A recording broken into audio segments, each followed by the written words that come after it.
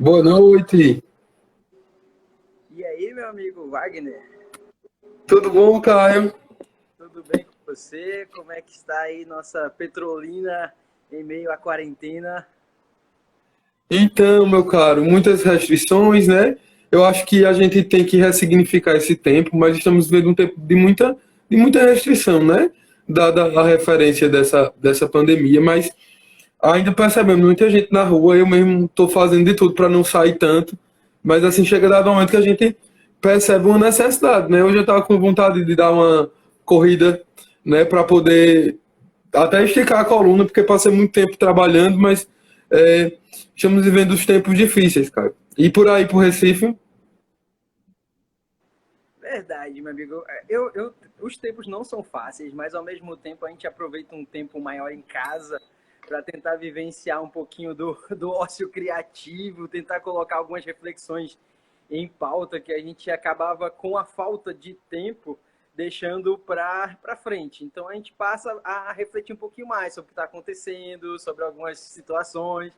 Então, para mim tem sido bacana nesse sentido. Eu tenho tido tempo para escrever mais e nossa, Caio. não quer dizer que minhas reflexões e minhas escritas sejam as melhores, quer dizer que tempo de sair com mais frequência. Já eu dei uma caída de produtividade, não sei. Até a gente vai fazer uma live com um psicólogo também falando sobre ansiedade, né? Quando a ansiedade vem, eu às vezes sento para escrever, mas não consigo fluir tanto. Eu acho que minha produtividade nesse tempo está dando uma caída, né? Eu tento até, mas termino desfocando um pouquinho. Mas vamos conversar, né? A gente pensou um teórico para hoje, que seria Bauman, né, Caio? Assim, a gente olhar para a obra de Bauman hoje é extremamente atual, né? E, sobretudo, nessa dimensão da liquidez.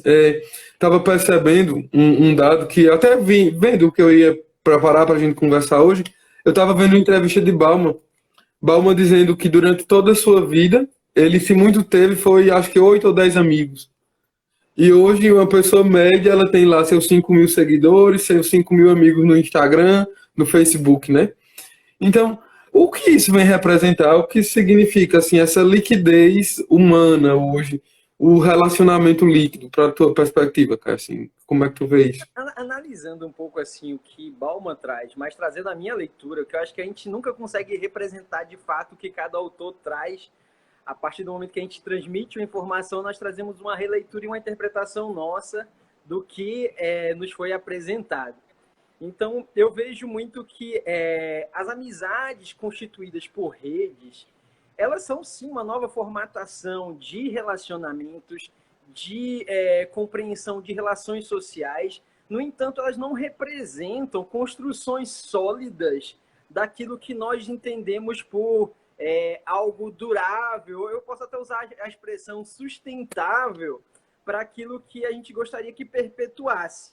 Normalmente, quando a gente fala Entendo. de amizades, nós não estamos querendo falar daquela amizade que é constituída com um simples clique de curtir ou de seguir, e simplesmente ela é desconstituída por um ato de cancelamento público, ou se não, por um ato de deixar de seguir alguém. A amizade como um elemento que deve ser construído realmente numa relação interpessoal. O próprio Bauman defende isso, que as verdadeiras amizades, elas dependem do body to body, corpo a corpo, face to face, e não necessariamente de um clique. Por quê? Porque quando você se expõe ao outro, você precisa de um exercício de compreensão, adaptação, um exercício de, em certos momentos, abnegação, para que você consiga chegar no outro e consiga conviver com as suas diferenças e as suas peculiaridades. E Bauman chama muita atenção para a questão que, nesse tempo de modernidade líquida que ele chama, há uma dificuldade de compreensão da diversidade do outro, da diferença do outro. E isso implica na dificuldade de criarmos vínculos de amizade. Nós preferimos nossas bolhas online, na verdade. Preferimos bolhas online, preferimos nossas redes facilmente constituídas com quem pensa parecido, e os logaritmos nos ajudam a fazer isso, mas ao mesmo tempo temos a dificuldade de chegar no outro problematizar o outro e assim conseguir construir uma nova relação, uma nova forma de agir como pessoa. Então, eu meio que acolho essa visão de Bauman quanto a essa liquidez, mas ao mesmo tempo eu problematizo em como superá-la. É interessante, né, a gente ter esse olhar e hoje nós estamos vivendo esse isolamento e as nossas amizades hoje elas fogem a esse contato físico que seria tão elementar na sua perspectiva, né? Então hoje como a gente conseguiria viver essa dimensão vamos dizer assim, do distanciamento. Hoje, a gente, por meio da tecnologia, agora, isso aí, Recife ou aqui em Petrolina, a gente está tendo essa possibilidade, né? Como outrora tomamos um cafezinho, né, em Recife, hoje até estou aqui com o meu também tomando, mas, e vendo essa possibilidade que, por outro lado, a compreensão tecnológica pode nos aproximar e nos permite também estar tendo esse contato. Embora não estejamos fisicamente, a gente está tendo a oportunidade de se ver ainda que virtualmente. E as perspectivas de Bauman, além desse aspecto que a gente poderia trazer na dimensão antropológica, numa dimensão sociológica, né? A gente pode analisar essa liquidez na sociedade como um todo, também na pessoa individualmente, nesse aspecto antropológico, né? No aspecto sociológico, no aspecto de fragilidade, até liquidez de conhecimento. A pessoa vai fazer uma faculdade, vai fazer um estudo, e é um estudo extremamente líquido. Não é líquido. O que é que de fato se absorveu de conteúdo? O que é que vai se conseguir de fato colocar na vida? Né? Às vezes a gente faz um estudo não para aprender, mas simplesmente para a gente cumprir um padrão. Não, eu li tantos livros no mês ou no ano. Mas o que de fato se absorveu também passa por essa experiência de liquidez, né? Então, no aspecto social, você percebe hoje muito forte essa perspectiva mesmo de Bauman quanto à liquidez? Eu vejo muito uma dificuldade das pessoas, primeiro, e que Bauman fez esse exercício. Primeiro, a gente tem que compreender os elementos sólidos da vida. O que era fixo na nossa vida, o que era família, o que era amizade, o que era relação interpessoal, o que era política, o que era educação. A gente primeiro precisa compreender os elementos que criaram todas essas estruturas. O problema é que as pessoas elas estão querendo discutir essas estruturas sem elas se aprofundarem nas suas origens, na sua compreensão originária, para então você pensar uma reformulação delas. É como se eu fosse rediscutir Wagner sem jamais eu querer conhecer Wagner em sua origem, conhecer Wagner em quem ele é, e simplesmente eu partir do pressuposto que Wagner passa a ser aquilo que eu vou discutir a partir de agora.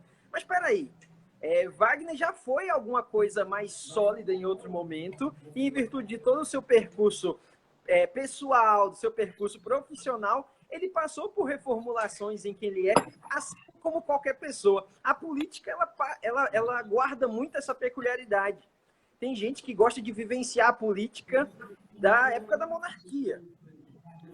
E defende a monarquia hoje como se fosse algo fundamental para a sociedade, sem sequer se aprofundar sobre em que cenário político, em que cenário social era vivenciada aquela monarquia do século XIX e como esse cenário hoje é modificado.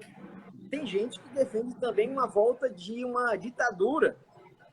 Tem que compreender também todo o contexto social. A pessoa tem a liberdade de defender a volta da ditadura, mas ela não entende que, numa ausência de liberdade própria do Estado ditatorial, ela não teria essa liberdade. Não teria a liberdade. Então, para discordar da própria ditadura. Então, elas querem reformular. Eu nem digo que o que elas constroem é líquido, porque para o que você construir, primeiro ser líquido, tem que vir de alguma base, de alguma substância. Então, primeiro, o meu conselho para as pessoas, primeiro construa bases sólidas que possam ser diluídas, que possam ser ressignificadas, que possam ser desconstruídas, reformuladas com os conhecimentos que você vai galgando na vida.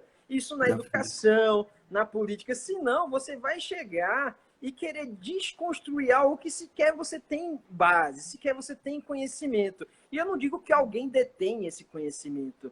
é algo a ser buscado individualmente. Se eu quero reformular a educação do país, recentemente teve um rapaz que me procurou para isso.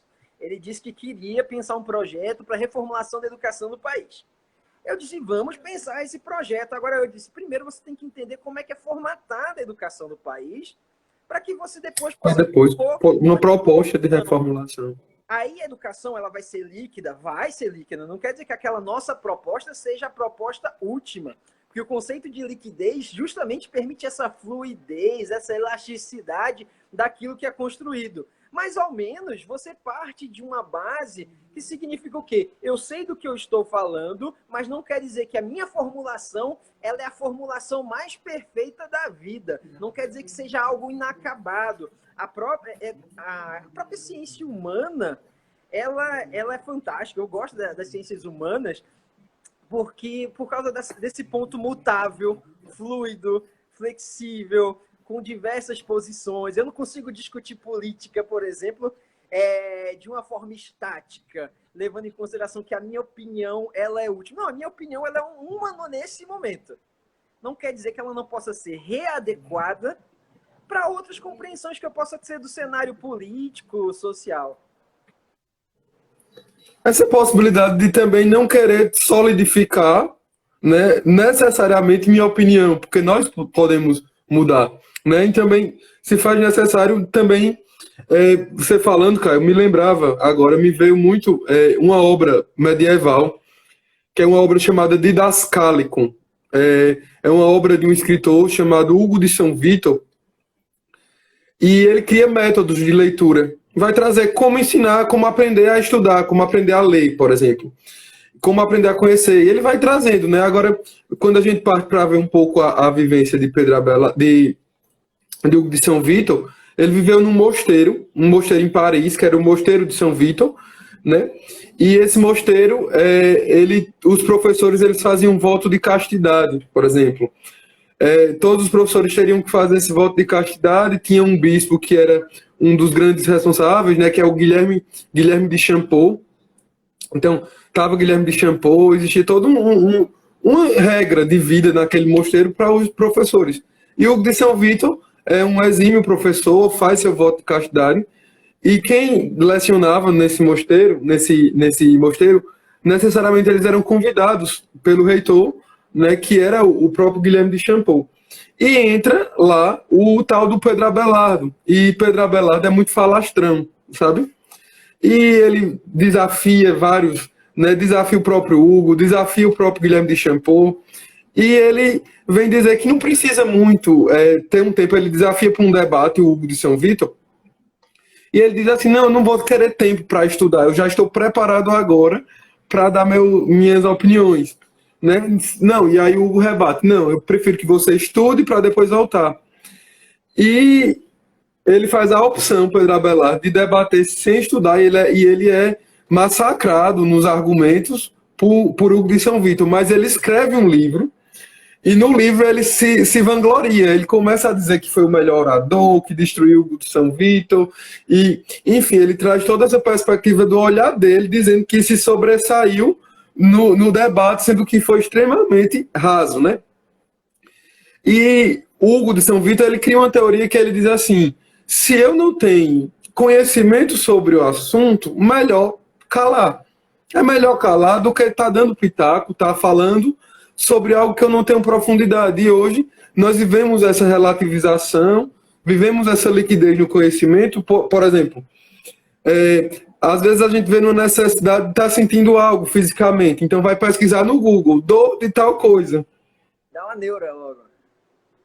E quando você vai ver, o Google já lhe matou.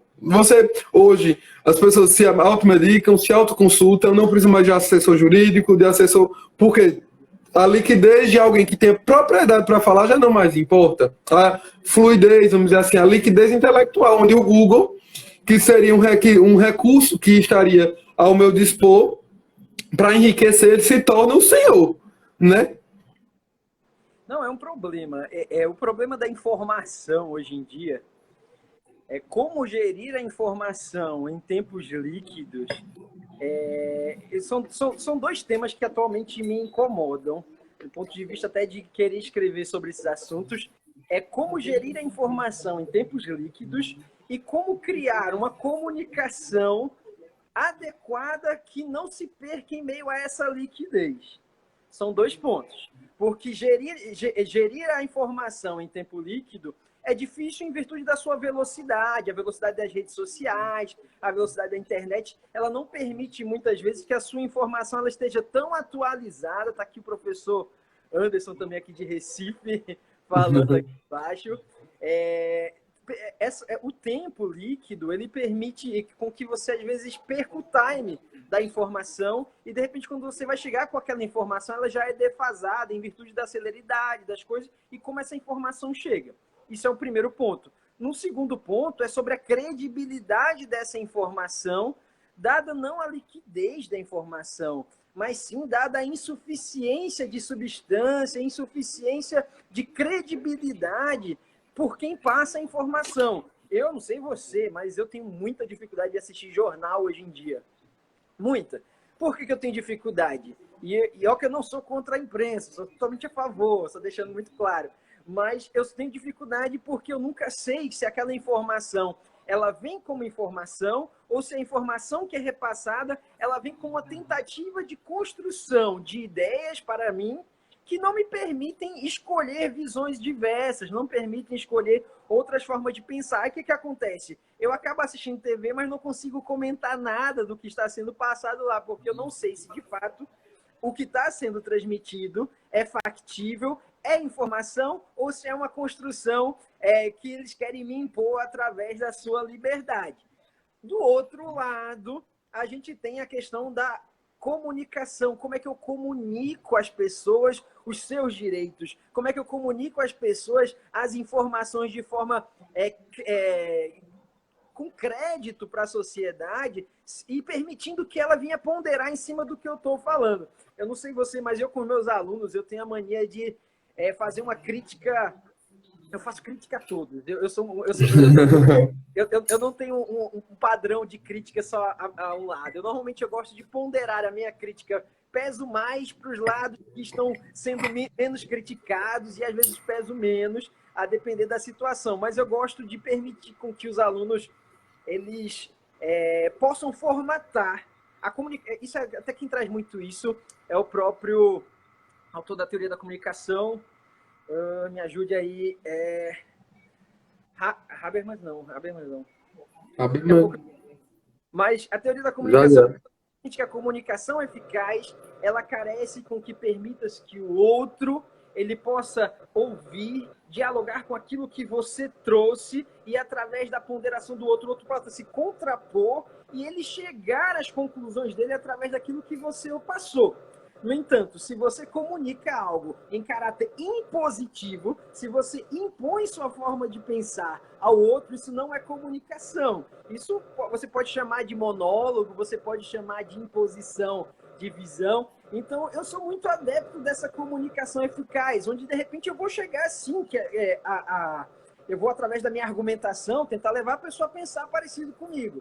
No entanto, eu preciso deixar um espaço para que ela decida pensar como eu penso e não simplesmente impor a forma de pensar. Caso contrário, eu não estou me comunicando, eu estou simplesmente impondo minha visão. E isso só é possível quando você traz essa diversidade de informações, essa pluralidade de ideias. As pessoas têm que entender que diversidade e pluralidade, apesar de serem coisas difíceis de serem trabalhadas em tempos líquidos, diversidade e pluralidade são elementos essenciais para a construção de novas ideias, novas formulações. O próprio iluminismo ele vem com a diversidade e um antagonismo de ideias que permitem com que as pessoas elas venham criar novas estruturas de poder, novas estruturas de governo. Nós só temos o que temos de democracia ou qualquer elemento do funcionamento político por uma diversidade que existiu no passado, na modernidade, que hoje ela se demonstra em estruturas que vão ser reformuladas. A galera lá do passado não estava totalmente certa, eles estavam iniciando as ideias. De repente, uma visão que Wagner traga vai trazer uma reformulação na estrutura política do país daqui a uns anos. A gente nunca sabe. As ideias, elas ultrapassam o tempo, não é verdade? Eu vi uma uma passagem, só para finalizar esse ponto, uma passagem de Não. Paulo em 2 Timóteo, que disse assim, Paulo estava preso, e ele diz assim, eu estou preso, mas a palavra não está presa, a palavra me ultrapassa. Eu achei incrível, eu disse assim, verdade, nós estamos presos nesse momento, mas as nossas palavras ainda têm o potencial de gerar transformação. Que belo, bonito a gente parar para fazer até trazendo um paralelo, né, a vida do Paulo Apóstolo, e é bonito também a gente tentar analisar isso, essa possibilidade de encontro, né, porque é um homem que encontra-se, sabe o que quer, tem um norte, e hoje, até no ideal, falando, né, em relação a essa mutação e essa fragilidade da informação por conta da credibilidade de quem transmite, a gente viu esses dias, até eu também não tive tempo de assistir o jornal e também não tenho costume, eu vejo mais pela internet, que também não significa que seja isenta, né, do mesmo jeito, que tem essa problemática com a credibilidade de quem fala. Mas acho que uma coisa que me causou uma certa estranheza foi essa última fake news em relação aos caixões, né, com os corpos que supostamente seriam falsos, né, seriam caixões vazios que estariam sendo enterrados nessa desenvoltura, nessa situação toda que a gente está vivendo. Mas assim, até que ponto uma pessoa, eu acho que isso é até muito, muito inimaginável, a gente vivendo esse momento, uma pessoa parar para, não, deixa eu criar uma fake agora e disseminar, criando uma perspectiva de que é uma coisa assim que foge, né, a nossa compreensão de racionalidade mínima. Eu entendo assim, Wagner, existem fake news que elas partem realmente de pessoas estão desocupadas, querem repassar informações só por repassar e construir falsas narrativas da vida e tudo mais. Não sei com que propósito especificamente. Alguns têm um propósito negativo, sim, de desconstruir alguém, de falar mal de alguém. Outras pessoas... E agora existe um outro ponto. As fake news, elas ganham força, a meu ver, a partir do momento em que pessoas, de repente eu e você, para ganharmos crédito naquilo que nós estamos defendendo, nós achamos uma fake news que se acomoda muito bem às nossas ideias e aquilo que a gente estava combatendo. Como essas fake news se adequam muito bem, de repente, do nosso político de predileção, essa fake news ela se adequa muito bem a esse político, a esse lado, acontece um problema muito sério, que nós vamos estar dando respaldo. Eu já vi vários doutores, pós-doutores, repassando fake news e não as retirando do ar, simplesmente porque aquelas fake news sustentavam uma crítica momentânea a algo que estava acontecendo no país. E eu fui lá e disse assim, amigo, isso aqui é de 5 anos atrás, isso aqui não corresponde com a atualidade, verifique direitinho e tal. E mesmo assim a pessoa mantém, ou senão a pessoa se utiliza da fake news para que socialmente desconstrua alguém ou desconstrua alguma ideia que não lhe é cara, por mais que aquela desconstrução seja feita por uma via não ética. Ou seja, isso é muito comum, isso não é comum simplesmente as pessoas desinformadas, isso é comum principalmente a pessoas que tenham a capacidade de refletir o mundo e inclusive fazer dolosamente o repasse dessas fake news. A gente não tinha essa expressão tão presente, mas se você voltar à comunicação nazista, né? A comunicação nazista ela é criada com base em construção de narrativas, levando em consideração a Alemanha, um dos países de maior número de doutores à época do nazismo. Maior número de pessoas de arte. Antissemitismo fortíssimo. A literatura é efervescente, a música é efervescente, a cultura e a diversidade era muito presente na Alemanha nazista, pré-nazista. Então, você vê que essas pessoas, em grande parte, respaldam parte do conteúdo nazista repassado, simplesmente por tentar adequar aquela visão totalitária e nazista às suas ambições, àquilo que eles entendiam por mundo. A utilização do recurso midiático para validar o discurso, né? Como argumento, como foi dito, né? Argumentar e trazer como elemento de convencimento. Justo, fake news só para ver, como o outro Caio colocou aqui embaixo, fake news só para validação do discurso. E isso, a mídia sempre serviu para validação do discurso. A gente pode assistir qualquer jornal de grande repercussão nacional e a gente verifica, por exemplo, informações assim: o jornal internacional tal disse isso, jornal internacional tal também falou sobre isso, e a outra imprensa internacional também tocou nesse assunto. Aí eu me pergunto, quer dizer que essas pessoas da imprensa internacional não se comunicam com a imprensa brasileira e enxergam tudo o que acontece no país com idoneidade e imparcialidade a ponto de chegarem àquela conclusão? Eu digo para você, você conhece outros lugares do mundo, a gente já viajou um bocado, a gente sabe que está tudo muito ligado. O fenômeno da globalização, o fenômeno da liquidez permite com que as visões de mundo elas sejam comungadas e pessoas que ocupam espaços de influência mediática, elas também comungam das mesmas ideias que elas previamente compartilharam. Agora, como nós temos às vezes um espírito de colonos, onde qualquer coisa internacional parece que valida a nossa opinião nacional, é ridículo essa validação pelo internacional. Por isso, como elemento para validar. Então, parece que quem tem usado muito isso é a imprensa brasileira. Ela recorre ao de fora para validar aquilo que ela vem repetindo. E eu disse, poxa, mas quem disse que o de fora está certo? Quem disse que a visão externa sobre o que acontece aqui dentro é uma visão real das estruturas de poder, das estruturas políticas, das estruturas econômicas, de como a coisa se dá, por exemplo, na Feira da Sulanca, como é que as coisas acontecem entre Juazeiro e Petrolina. E Petrolina. Então, são coisas... Verdade. São parcelas que essas pessoas não têm acesso. E elas, de repente, elas pensam que só o macro exposto é aquilo que é a única coisa que funciona no nosso país, enquanto eles não entendem que as micro-relações do nosso país compõem esse cenário macro que só quem está aqui dentro, em alguns momentos, consegue ter uma visão de proximidade. Não quer dizer que eles estejam equivocados, a visão externa também é boa, mas uma visão interna permite você ter mais olhar para essas peculiaridades e fazer você ter uma visão crítica mais ponderada, mais refinada daquilo que você está falando. Não só o que o New York Times está validando, né? O que é validado. E é bonito, assim, e quando a gente fala no aspecto democrático, eu digo que, assim, o fenômeno de Bauman, a análise de Bauman, ela repercute não somente em um aspecto, mas em todos.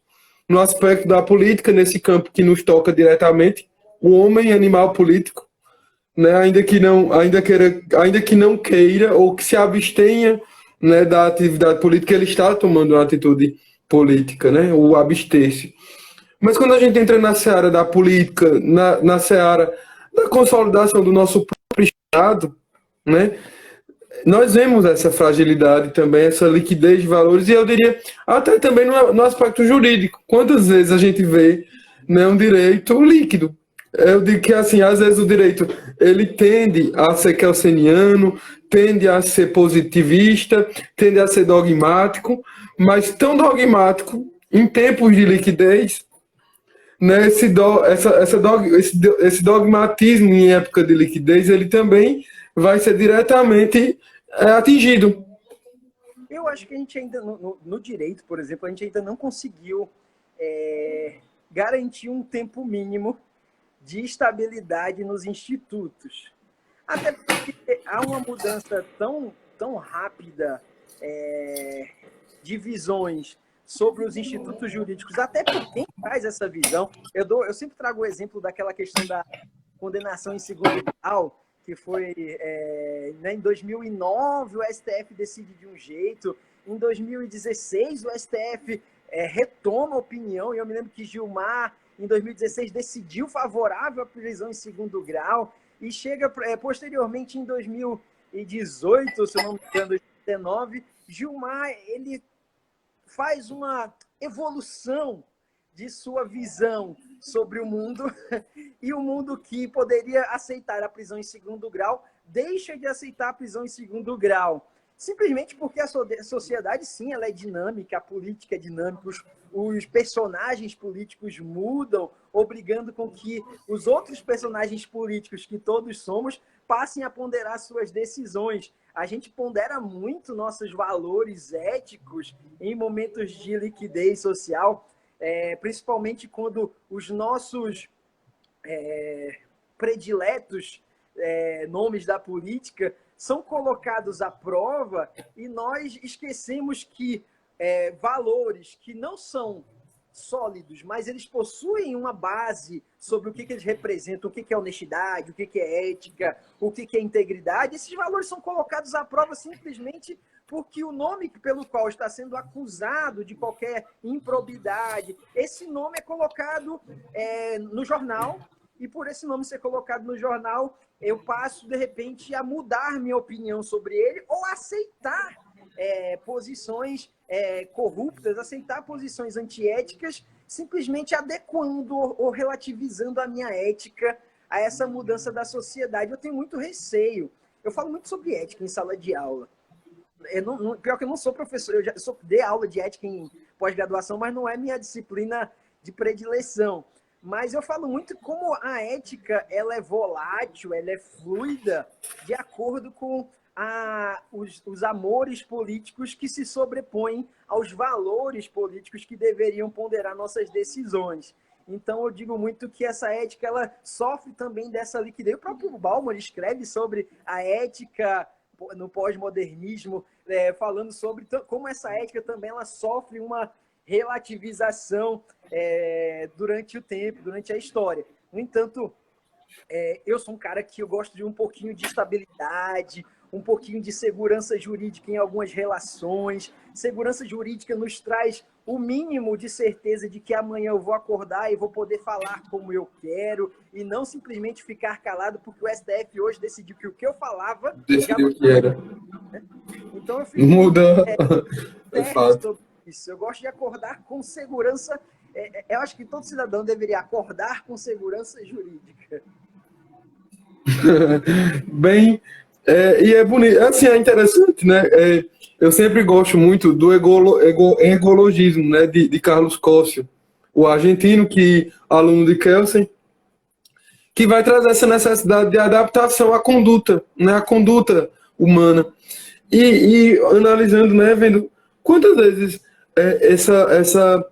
essa perspectiva do efêmero, né? A gente vendo que essa liquidez também tem um autor que fala bastante sobre, que é o Lipovetsky, que vai falar do império do efêmero, que comunga das perspectivas do Bauman. E hoje tudo muito efêmero. Tudo. Os aspectos jurídicos hoje vão entrando para essa efemeridade, os relacionamentos, o fazer conhecimento. Hoje a gente é cobrado o tempo inteiro por produção. Nossa, num mestrado, num doutorado, e produza. A gente precisa produção, a gente precisa viver do látis. Nós somos, eu diria que existe o homo látis. Nossa espécie hoje acadêmica não é mais, é homo látis, né? A gente vive em função do látis, né? E com isso a gente não tem tempo, às vezes, adequado para fazer uma boa pesquisa. Não se faz uma boa pesquisa, mas sim tem uma necessidade de se cumprir um prazo e aí vai escrever qualquer artigo, tentar ser aprovado, submeter e produzir. Somos cobrados por essa produção efêmera, que depois a gente vê que produziu. Quantas pessoas chegaram a ter conhecimento daquela produção? Pouquíssimas. Ou seja, produções que são transitórias, efêmeras. As próprias pessoas não chegaram a conhecer a sua produção, ou seja, vão. Né? Então, é interessante perceber esse campo de efemeridade e de liquidez na dimensão acadêmica. É a mesma lógica do incentivo ao consumo, que o próprio Bauman também faz essa crítica, né?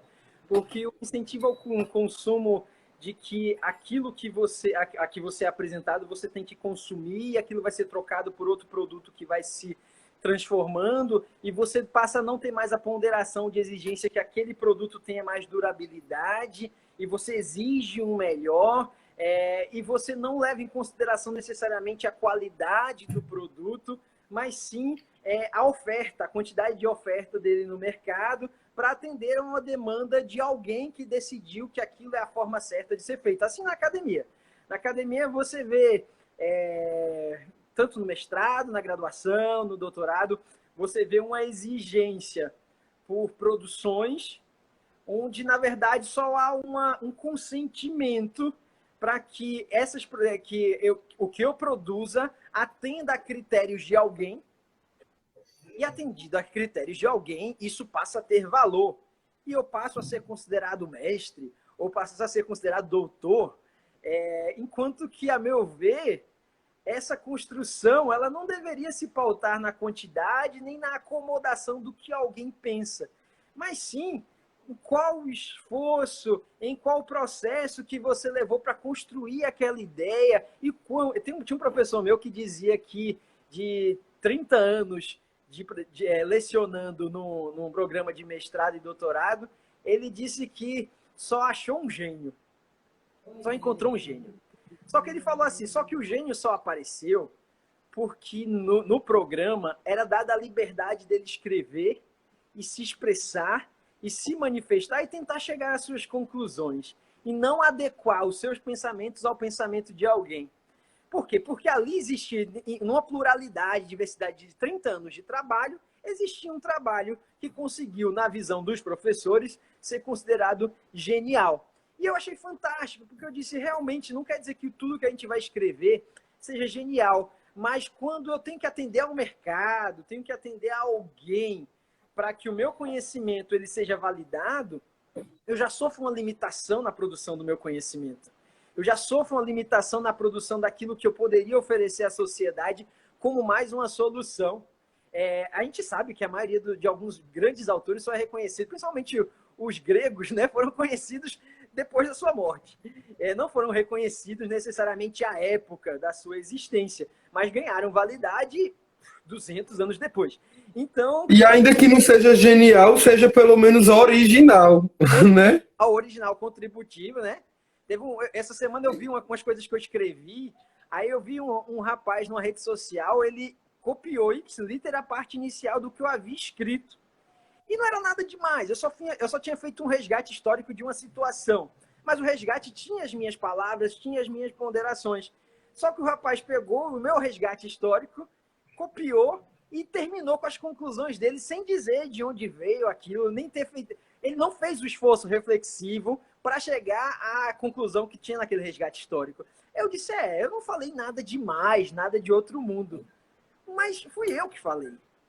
Fui eu que falei. E por que esse rapaz simplesmente se acomodou a não fazer sua própria reflexão em cima do que eu falei e escreveu suas ponderações? Não, porque é difícil refletir, é difícil sair da zona de conforto, é difícil se sentir desconfortável numa pandemia para refletir em algumas situações. Porque os nossos problemas já são muito grandes para a gente estar refletindo outras situações. É difícil. Então, mas vamos validar quem faz isso. Vamos ouvir a diversidade de pensamentos e vamos tentar chegar. Assim você vai permitindo que o conhecimento líquido, pelo menos ele seja substancioso e não seja algo... nem líquido passa a ser algo gasoso, né? De tão Gasoso. dissipado, evoluir um pouco da liquidez para o gasoso. E falando assim, né, me veio também, parei para pensar, quando você ia falando agora e vendo, tudo vai sendo perpassado em diversos nuances, vimos no aspecto democrático, a nossa democracia, ela às vezes se mostra muito fragilizada por conta também dessa liquidez, né? E eu diria que também a gente repercute um pouco na dimensão da arte, né? Por exemplo, nós falávamos outrora de músicas que são atemporais, grandes clássicos, essas músicas elas perduram, né? Hoje a gente tem uma música do carnaval do ano. Ela só serve para aquele carnaval, no outro já não se tem mais. Ela tem um prazo de validade, né? A mesma coisa a gente vê nas obras plásticas, né? Uma humanidade que já produziu uma Sistina, que já produziu uma Basílica da Santa Sofia, um lugar em Istambul que transcende Uma humanidade que já produziu um Chopin, já produziu Beethoven, nós já tivemos grandes nomes. Uma humanidade que já produziu, poderia dizer que eu acho belíssimo, a Pietà de a Pietà, a própria Pietà, também o Véu de Estrada. Hoje a gente vê que a arte ela traz essa dimensão do belo, né? Do belo que é eterno, não é temporal, mas sim traz metafísica, traz transcendentalidade. O homem sai do imanente e entra na dimensão do transcendente na contemplação do belo. E hoje nós perdemos essa dimensão da beleza. Por quê? Porque vivemos nessa sociedade líquida ao extremo. Por exemplo, quando a gente não é dizendo que necessariamente a arte tenha que passar pelo campo da técnica. Mas, em via de regra, as grandes, maiores obras, elas foram técnicas. Elas têm um sentido e perpassam, por exemplo, o Michelangelo, que foi esculpir a Pietà e teve cuidado de fazer as veias. Então, é uma coisa técnica. Hoje, eu estava olhando, né, e eu estava vendo Piero Manzini. É um artista plástico italiano, salvo engano, mas acredito ser italiano. E ele fez uma obra de arte fantástica, Caio. A obra de arte que ele produziu foi enlatar cerca de 30 latas de fezes. E ele concebeu isso como Merda do Artista. O nome da obra de arte era Merda do Artista. Acho que, salvo engano, 30 latas de fezes, né, com rótulo padronizado, numerado. E essas latas de fezes estão em vários museus do mundo. Nós encontramos essa obra, desde o urinol, né, da fonte, como alguns chamam de Duchamp, né, que está lá no Louvre, arranca o mictório, coloca lá exposto. Então, tem um sentido para o artista, para aquele que concebeu esse tipo de arte, sei lá, colocou as fezes em 30 latas, talvez a olho cru eu não consiga atribuir esse sentido, mas talvez para ele possa, sei lá, vamos tentar imaginar, essas latas elas podem representar o esforço repetitivo na produção de latas, que faz, enfim, inventa uma teoria qualquer e diz que é o sentido daquilo. Então, a arte ela passa agora a ser um conceito do que eu digo que ela é, e não fala por si, por exemplo, como nós falaríamos nas obras de Michelangelo, numa música, né? O que eu dou o sentido, não é o que ela é objetivamente, mas é o que eu digo que ela é. Dá para entender? Não, dá para entender, mas isso eu atribuo muito isso à própria sociedade, né? Como ela... eu gosto muito da expressão, eu sei que não é hoje essa live, mas eu gosto muito da expressão de Hannah Arendt sobre a biopolítica, que você, nas suas relações sociais, você tem essa relação meio que cerceada em virtude da falta de tempo, levando assim a você só poder buscar primeiramente as suas necessidades para depois você buscar a atribuição de sentidos, a atribuição de reflexão a qualquer situação. Então, eu vejo muito que a sociedade ela tem essa dificuldade de atribuição de sentidos na sua construção que perpassem uma explicação, mas que possam sim falar de forma atemporal, inclusive lembrar do tempo em que foram concebidas, mas trazer uma provocação, como as obras de Dante, obras literárias famosas, que elas, escritas em outro momento, mas que até hoje elas repercutem em numa reflexão do que a gente pode viver da sociedade hoje. Eu sou um cara que eu atribuo muito sentido às palavras. E em meio a essa atribuição de sentido às palavras, eu gosto de buscar nas palavras das mais antigas possíveis às atuais, algo que traga realmente uma contribuição para quem eu sou e para o meio que eu vivo. No entanto, a gente tem dificuldade de achar essa contribuição hoje em algumas obras, porque as próprias pessoas, ou elas fazem para vender, né? E não tem problema fazer para vender, eu sei, é o sustento de cada um, eu não critico você fazer para vender. O que empobrece, na verdade, é o nosso futuro. Empobrece o longo prazo da nossa existência quando nós queremos, na verdade, quando daqui a 30 anos, 40, quando eu e você tivermos com 80, 70 anos de idade, a gente quer simplesmente lembrar de uma obra magnífica que ela não se baseie unicamente nas palavras quicar, sentar e comer, mas que elas venham ter outro significado além disso. Porque senão eu só vou lembrar desse momento. Olha, em momentos de referência à prática sexual da época, a gente tem vários na história. Nós temos vários elementos, várias obras.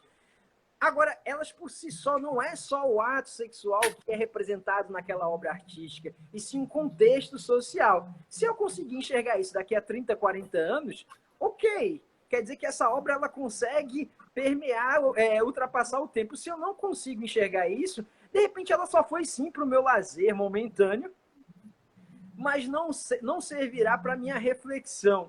E isso é próprio da liquidez, não da liquidez, eu nem digo isso, atribui-se à liquidez.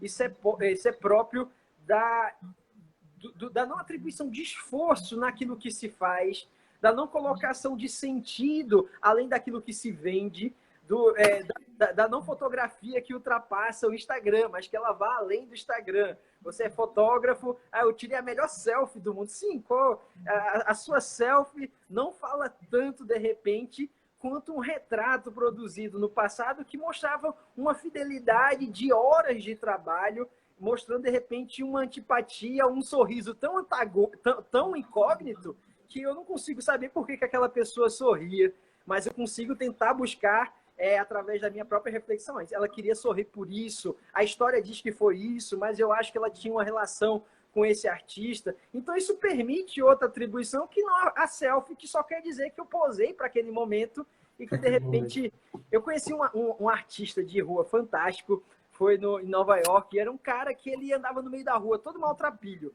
mas ele tirava fotos, e ele tirava fotos com uma máquina bem antiga, justamente para só retratar o rosto das pessoas. Só que ele não queria rostos perfeitos. Ele queria rostos de pessoas comuns. Por quê? Aí eu perguntei por que o senhor quer tirar essas fotos. Aí ele disse assim, eu quero tirar essas fotos porque esse meu trabalho ele vai perpassar, ele vai ultrapassar esse momento. Essas fotos elas vão revelar pessoas como elas eram na atualidade e não simplesmente como elas gostariam de se mostrar. Sim. Aí eu achei fantástico, eu disse, é um artista de rua, de repente ele não estudou na Belas Artes, nem na Juilliard nos Estados Unidos, mas é uma pessoa que tem uma visão que, a meu ver, o que ele fez ali, pode ser que daqui a uns anos tenha seu valor reconhecido. Bonito, né? A gente vê essa sensibilidade. Eu lembro o Dostoiévski, acho que uma das suas obras ele já com necessidade de produzir para receber também, porque era o seu sustento. E Dostoiévski com seu grande problema, né, que era o jogo, e enfim, a bebedeira, os momentos que ele não consegue lograr tanto êxito na sua vida financeira, e ele começa a produzir pelo dinheiro. Mas eu acho bonito quando tem essa sensibilidade, por exemplo, de pegar um fato corriqueiro da vida e transformar ele em produção, em beleza, em arte. Por exemplo, existe uma onda muito grande de suicídios na Rússia e foi assim uma coisa que chamou muita atenção, essa onda de suicídio. Então, é uma mulher, ela especificadamente, ela comete o suicídio se jogando de um prédio. E no momento do suicídio, ela abraça um ícone da Virgem, né? E ela abraça esse ícone russo de Nossa Senhora e ela se joga, ela comete o suicídio abraçada com esse quadro, esse ícone. E foi interessante que ressaltaram isso no jornal, a forma do suicídio, que ela cai abraçada com o ícone. E Dostoiévski pega essa informação isolada.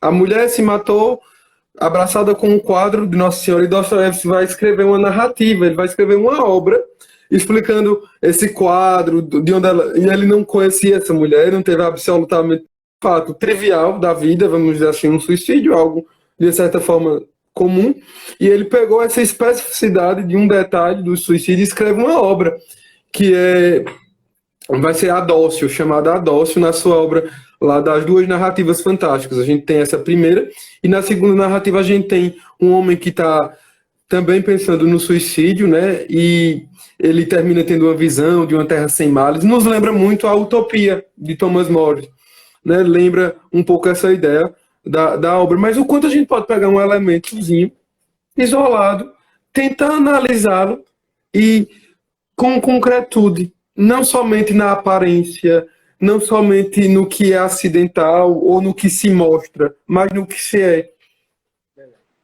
Eu não sei se você tem essa prática, mas quando eu escrevo, eu tenho uma preocupação tanto em, lógico, conseguir alcançar meu objetivo com o que eu escrevi, mas eu fico pensando na perpetuação que eu coloquei nas palavras, né?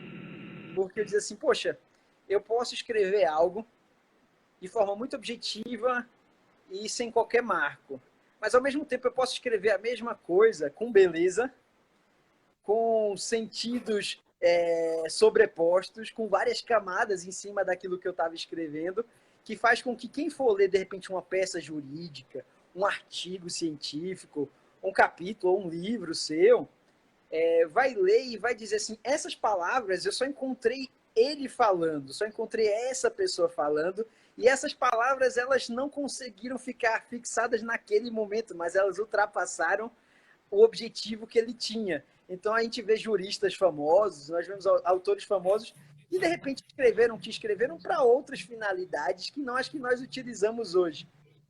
Mas eu digo assim, poxa, se eu não ousar em me aprofundar naquilo que eu falo, se eu não ousar em usar da liberdade própria desse tempo líquido que permite que eu reformule visões sobre as coisas, ninguém vai fazer essa ousadia e de repente a gente não vai permitir que, nem que seja uma frase, ela fique perpetuada. Alguém vai dizer assim, aquele escritorzinho lá de Recife, desconhecido, aquele autor que é desconhecido para muitos. Aí eu disse assim, pronto, usou.